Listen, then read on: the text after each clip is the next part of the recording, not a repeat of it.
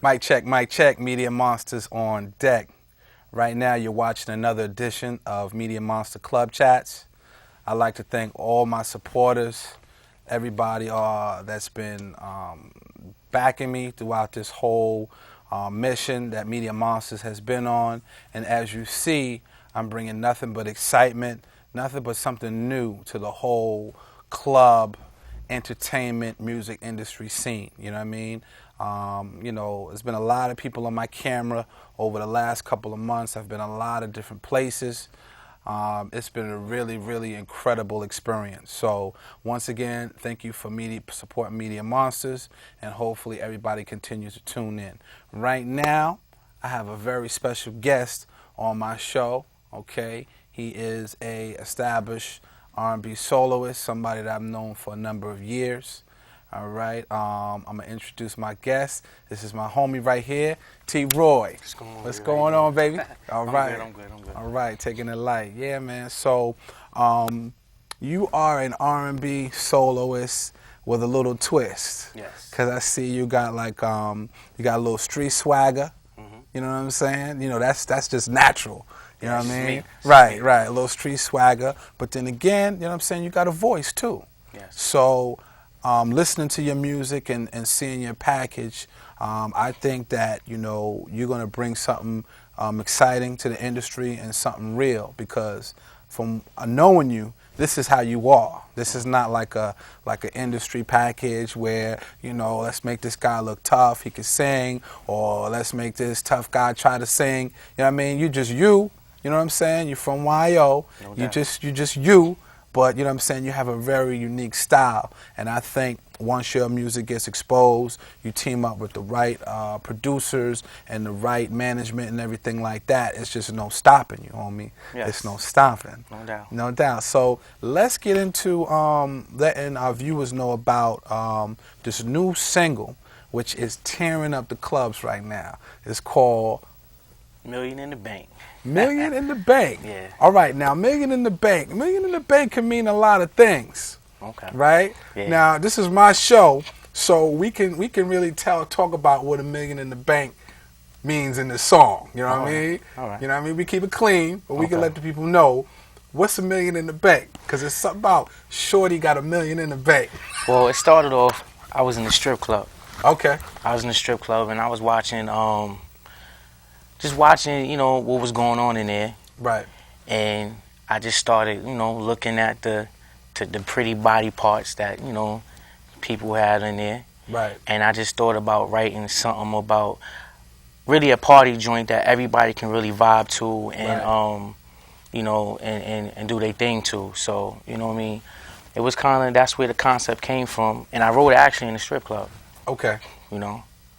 So that's where it basically came from. So I started writing verses here and there. When I go back, see different people, and I kind of was just, certain parts was different females in there that I was just basically thinking about, and I looked at them, wrote it down, was basically jotting things down.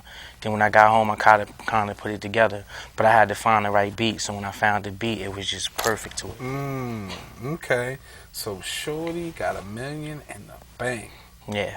Wow. So a million in the bank, is it like from head to toe, or a million in the bank is like, you know what I mean? Now, it was really like that. Well, I actually was, I wanted to put this song out earlier, because what I was really going to do was get, I was going to get these real boy shorts, real small boy shorts, and don't try to take my creativities, y'all R&B dudes out there.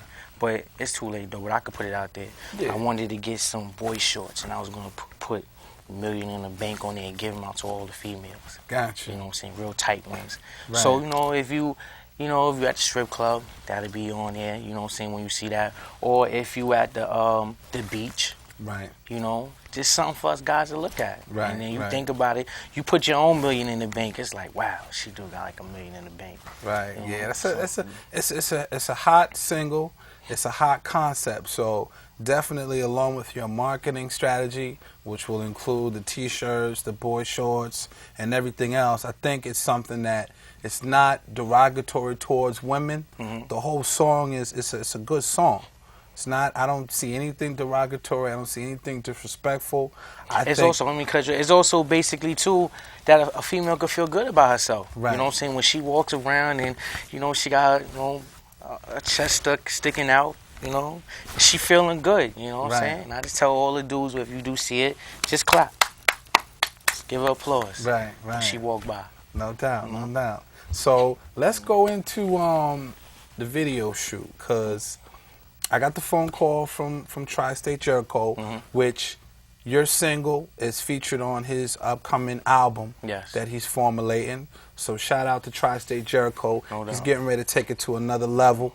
You know what I'm saying? Like a Funk Master Flex mixtape level. You know what I'm saying? Like a DJ Khaled level, as far as actually taking a mixtape, hopefully getting a deal and get a distribution situation. That's from what I understand, that's where he's going with it. You know what I'm saying? So definitely big shout out to him. So I got the phone call from Jericho, and pretty much he asked me, to shoot the video. Yes. You know what I'm saying? So it all makes sense because I'm in the clubs filming anyway. So to actually, just take different scenes out from what I'm doing anyway and create a music video, it's just, it just made sense. So, he asked me to do the video, and we actually, for the 3 days, there's parties. It was a Tri-State Jericho marathon. So he did something on Thursday. Friday, I couldn't make that one. Saturday, we filmed. And then Sunday, we shot. Yes. You know what I'm saying? So the video, I'm almost done with the editing. The video is crazy. I can't wait to see the video that. is crazy. Shout out to my girl. You know what I'm saying? Shout out to my girl, Glory Gucci. You know what I'm saying, for being in the video. Yeah, shout out to her. I appreciate that, man. Shout out to her for being in the video. But I think Westchester, along with other places that I go, they're starting to appreciate what I'm doing with the camera, what I'm doing on film, because people compare Media Monsters. They always saying they compare me to other video guys. I'm not a video guy. You know what I'm saying? I'm a film director. No doubt. I'm just playing with the camera right now, so that way I can just get familiar with a lot of different elements. And one of the most exciting elements is being in the club, because everything is natural. There's no actors. These are just regular people, and they're doing what they do. So when I can take a project and create a half-hour project from a nightclub, people give it shout-outs and get different scenes and create like a little movie out of it. That's creativeness. That's talent. You know what I mean? A lot of dudes, they do the 5-minute video and they put all of this stuff together and, boom. But when you can get people to watch a project for 20 minutes or 30 minutes of just regular everyday people, these are not no actors, these are not no famous people, you can put it together in a slick way where people watch it on the tube, you know what I'm saying? Then you're doing something. Yeah, but that's what you know what I mean? That's what it should be about. Every video should be like a movie, and everybody should, you don't always have to go out and get all the famous people, you know what I'm saying? It could just be live and just different people just having fun, because that's what basically, when you do a club joint or when you're doing a video as it is, you just want to have fun. So when you capture people having fun, doing their thing, it's love. Right. Right. This is crazy. Crazy. So now let's talk about how Million in the Bank was formulated. Like, obviously you did your verse, meaning like you did the actual song. I did my verse, and I called my man Rover, which is my man. He lives out in California now. He used to live out here. He came through and did his verse for me, so I had the verse. So then I sat on it for a minute because I basically didn't know how I wanted to approach it. I wasn't really finished with the album yet. Okay. That was just one of the first songs that I did towards it. So I sat on that because I knew that was kind of hot. Right. But I basically wanted to take it to the next level and just put somebody else on there just to give it that little edge. Right. So what I did, I threw the song to Jericho. Okay. And he was feeling it. You know what I'm saying? Then I happened to see JERICO'S. and I asked him, you know, listen, I got a hot song. What you think about, you know what I'm saying, featuring on it? And he was like, yo, T-Roy, I got you. Right. You know, we've been friends for years. I got you. Right. Left it like that. Left it like that. And we made what we made. Right. And I really appreciate, shout out to JERICO'S, I really appreciate that. You know what I'm saying, for holding me down. You know what I'm saying, spitting on the verse. So that's how it came about. Threw it back to Jericho. He was even loving it, even crazier. And that's how it was. He started playing it. You know, I started getting good vibes off of it. Right. You know, so that's what I wanted. I usually sometimes throw certain things out just to see what type of vibe I get. You know, I take criticism. If it's not hot, it ain't hot. Okay. You know, but he played it. A lot of people started feeling it. I got a little buzz off of it. I had the little buzz before Kiss got on it, but I also wanted to make it more than what it was. And he kind of heard it. To the next so it was like, level. oh, right. You know, I don't mind doing that. You know what I'm saying? Dudes ain't gonna hop on something if it ain't hot. That's right. That's right. That's just plain and simple, people. For real. Right. Right. You know? Right. No doubt. Now, so you got a hip hop artist intro in it, right? And then another hip hop artist outro in it. Yeah. Well, how did you come up with that concept to have two different, instead of just having one person do a 16, do another 16? I mean, because I guess it's a big enough song to have three people on it. Intro, you doing your you know what I'm saying, your verses along with the hook, and then have the Rover outro it. How did that come about as far as the concept to have three people on and put it together like that? I thought it was different. You thought I liked it was hot. Right? You know what I mean? Like I basically had the whole song and then also putting somebody else to throw a little 16 to give it a different vibe, and then somebody else to come in and be giving just to spark it. And then I go in, then my man Rover, he just finished it off. Right. And you know, it came to be a nice song. I just thought about it and, you know, wanted to see would it work. Right. And it kind of worked in my favor. Gotcha. You know? And another note, what I want to tell people too, is like, I really have fun doing what I do, because if you watch my projects, this is not like a major budget. This is not like we shut down everything and we rent out the spot and there's this big camera crew. It's just a media monster in there maneuvering things and piecing it all together, so that way when you see the footage, you don't really understand like how independently how this happened.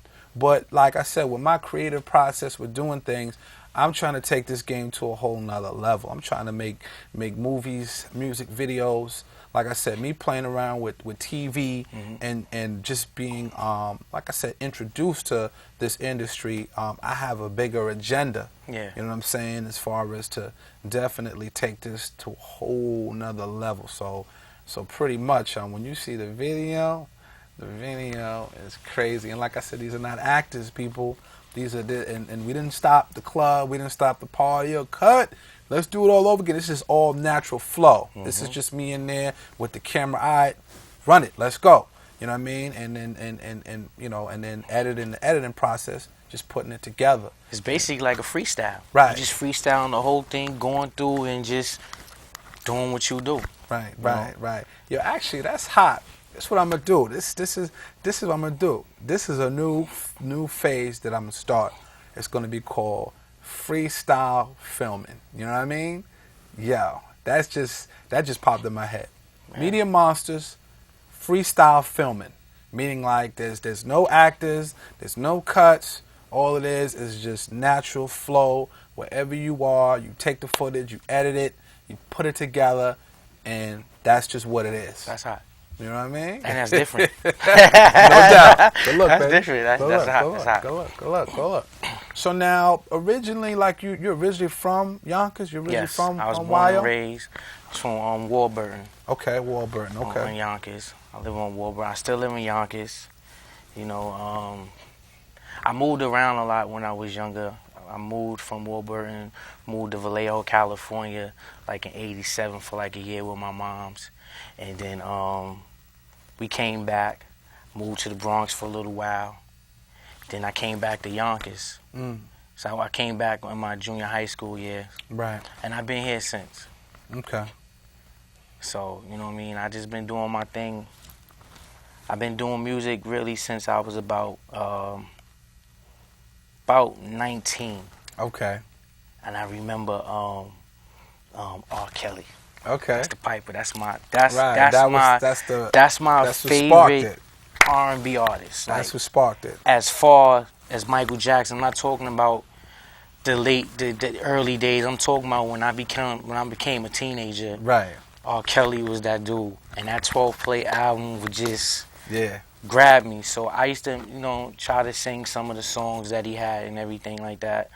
And then I started taking just different people's songs, Right. and singing them. Gotcha. And then I started, doing my own songs. Right.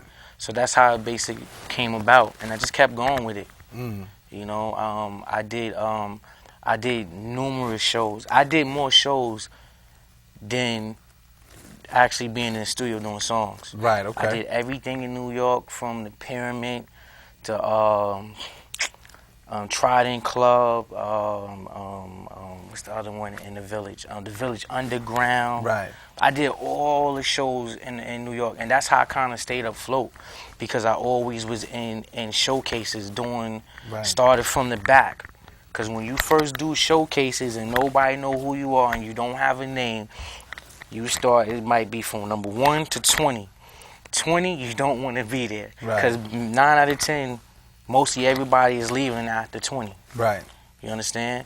So when you do that, when you on that 20 and you do your good thing, and then promoters like, oh shoot, he's nice. We move him up a little, and then I always had to go right to work afterwards. Right. So I got cool with the promoters, like, yo, listen, I gotta be to work at 11. Can you please get me on before 10 o'clock? Right. So that way I got half an hour to mingle, Right. talk business, out the door, right to work. Right. So I had to, that was my hustle, like. Mm. You know what I'm saying? It was basically a hustle that I had to do, and then I had to work in the morning too. But at nighttime, I did that, and that's how I got to meet a lot of people. That's how I got to do I did a lot of songs with a lot of people. I got a lot of free studio time. I got a lot of different beats and stuff from people, because I did favors for them. I did hooks, and to me, this game is not about money. Right. Sometimes it's all about just going in the studio and creating. Right. And by you going in the studio and creating, you're mastering your craft. That's right. Because you constantly in there and you start learning yourself. Right. I have songs when I first started that was just whack. To where I started to kind of find myself as to where I'm finding myself now, and I'm still trying to find myself, and on just with my style, what I exactly want to be. I know it, but I set my goals real high. I don't ever set it to where it's just easy to get to. Right. Because you gotta have something to keep going and keep you motivated. Right. So I set them real high to where I probably won't ever get it, but that's all right. As long as I get portion or 80% of that, right, I'm cool with that. Gotcha. You know what I'm saying? So as far as for the viewers, I mean, you said a lot of important things, as far as, because I actually, looking at T. Roy's performance, you know what I mean, that I filmed on Thursday, your performance actually was very seasoned, well seasoned. You know what I mean? That was the first time I've ever seen you perform. Thank you. So, for the artists out there trying to understand what they need to do, I think you definitely need to work on your stage presence. You gotta do shows. Because your stage presence is going to help you in the studio. Mm-hmm. You know what I'm saying? All of this is all really about cadence and delivery. Yeah. So, like, one of the reasons how I started, years ago, I used to model, and I used to do runway. Right. And that kind of helped me to not be stage fright. Right. So anytime I was on a stage, it was just like, just like a model show, you know? Right. So I got used to it, and I was doing 3 or 4 shows a week for a year, just 3 or 4 shoots. Everything that was hot, I was just into it, Right. So I constantly got to the point where I was just another day, right, and doing the same thing. And I think that's where I met you. That's how. yeah, actually, Right. yeah, That's doing how the show, That's how I met doing you. the show, yeah. Right. So Doing the fashion it shows. it was Way cool. back. It was cool, man. I did a lot. I did a lot of shows. A lot of shows. I opened up. I did this show one time in Baltimore, at the Pepsi Cola Theater, I think, and I opened up for Little Mo, Black Rob, Boot Camp Clip, Right. Ruffin. I think it was Ruffins. It was a whole big thing. Right. And how that came about was that I used to be in this group that was called The Core, Okay. and it was 7 rappers, and I was the only R&B artist. Right. So we was like the new versions of the Wu. Right. So we actually was doing. We had a there was this TV company. I don't really want to say the name like that, but it was this company that was trying to do something like with Diddy's doing with making it a band. Right. But this was like in early 2000. Early 2000. And they were just right. filming how people that was in the group can come together and try to form a real big group, Right. and basically try to get a deal. Mm. And it was hard because, you know, it's like 8 of us, Right. and different mind frames. Dudes was young, so it didn't really work out. But we had got a lot of footage, Right. and just us wilding out, going to the studio, doing what we do, and it was a good experience. That's You excellent, know? man. It was a good experience. This is But great. at the end of the day, I'm the one that's still going. Right. You know, I just haven't given it up. You know, most Right. of the dudes are still doing their thing, but you know, everybody, we all cool, but Troy gotta do him. No doubt, no doubt. So let's just touch on the on your album, cause this is one of the singles off your album. You know what I'm Yeah. saying? That's in the makings right now.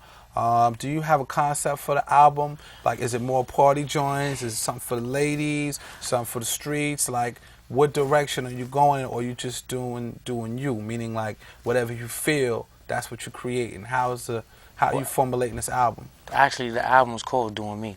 Oh, word. Yeah, Okay, I it's didn't even know that. Yeah, I know. Okay. The album's called Doing Me. It's basically, I just did what I felt. Okay. I just did what I felt. I like doing pop music. I like doing a little rock. I like doing love making. I like doing all of it. Right. So what I try to do, I did like each one. Right. Okay. You know what I'm saying? I'm probably gonna put about 8 to 9 songs on the album. All right. You know what I mean? And that's basically what I did with it. It's called Doing Me, and it's just basically, man, I've been doing this for a long time. I've dealt with people who claim they can do this and claim they do that, but they honestly they be fronting about it. Right. But it never discouraged me from like keep going. I just alright, whatever, and I keep moving. Right. You know what I'm saying? So I took a year off, and I just sat there and I just wrote, and I was just sit back just thinking about things. Because sometimes I do that. I'll take about a year off and don't do nothing. Right. And I just look at life. And most of the stuff I write about is about things I see. Okay. Some is personal, but some of them is about, it could be about what you going through. Right. And it just touched me for some reason. It just came to me like a song, Right. like a story. I really like to tell stories, like, so I jot them down, you know, and I write to it, and I put in what I seen the person is going through, and then I also try to think about what the other person is going through too. Right. Not just from one person, Right. how they feel about it, you know what I'm saying? And that's how I always wrote my songs. It was Nice. just basically just what I see. And once you write like that, you can always come up with different things. Right. Because you're not just limiting yourself, oh, I gotta write about this. It ain't always about love, it ain't about hate and all like that. Back in the 40s and 50s, people was writing about just what was going on in their life. In their life, right. You know, they wasn't eating no food. They'd sit there and guitar or something. Well, I ain't getting no food right now. Right. They just go in. It was just about what they see. And that's what I do. Right. So I try to make this album just where everybody has something that they can listen to and just show my talent. Okay. You know what I'm saying? And that's what I basically do. So the album is called Doing Me. Nice, nice. Now, who going back to the beginning, who produced Million in the Bank? Like, what producer actually, you know what I mean? I really prefer not to say his name right now. All right, cool. On the Million in the Bank. All right.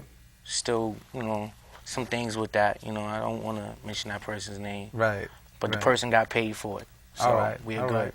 Not that. Well, I understand how that whole thing goes. You know, working with people and you know what I mean.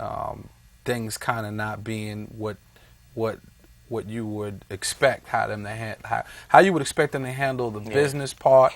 You know what I mean? It doesn't always go that way. So, but you know what it is too. It don't have to be like that. It really don't, man. It's just like I tell a lot of these young dudes that wanna come up in the game and trying to do music. Like I got caught up in the fame when I was younger. Right. You know, it wasn't even about local fame because I had that because of what I did. Right. It's just the point that if you're doing music and you constantly trying to work towards a deal, I tell people don't do that because you lose the love that you having of doing the music. Passion. It's like I gotta hurry up and get this. I gotta get it because I gotta get a deal. Yo, just have fun with it, and let it come to you. And that was something that I had to learn. And once I learned that, now this is like whatever. I'm just doing songs, and you know what I mean. I'm not worrying about if a big deal come or this and that. I'm just gonna do songs and have fun with doing it. Because when you start thinking about everything like that, you lose your creativity. That's right. That's right. You definitely you lose focus. You know so it's like less pressure on you. I think when you in the beginning of the stages, before you have the deal, I think that's the best time people make their best songs. Right. Because they not in the business world. They don't have deadlines where everything pressure. Has to be and everybody's all on 3 albums produced and this could be a hot song. I don't like that. Do it over. And it's like, huh? Right. You know what I mean? Like you could have let's say Chris Brown. Chris Brown could have did some real off the wall song where it's real pop his music. Right. But nobody else would do it. But he sold on there. Right. So now the record label will scratch everything you did. I want your songs like that. Like that. So where's my creative, where me being an artist come at? Right. You know what I'm saying? I want to be an artist. An artist to me is to be able to create what you feel and what you see. Right, that's the difference between being an artist, not to follow what somebody else do. Right. So you can listen with that. Like me, I listen to what you do. Right. I take it a little personal. Right. I'm gonna come with something hot now. I like that. That's right. But you could take what somebody wrote and flip it into your own style. Right. Because that's what most of the original real R&B artists do. They'll take something that somebody did in the 50s, 60s, 70s and do it over, but create it into a 2011 version. Right. And it's still them. It's their song, but it's still them. It's still you, like. Right. You know what I'm saying? And I think people, you know what I mean, the game is changing. They missing the creativity like that. Right.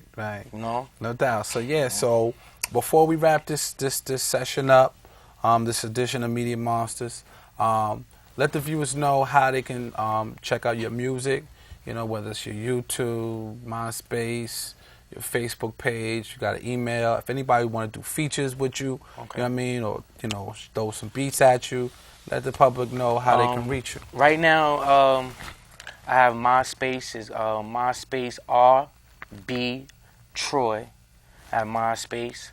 My YouTube is Darkman Troy at YouTube. My Facebook is Troy Stewart.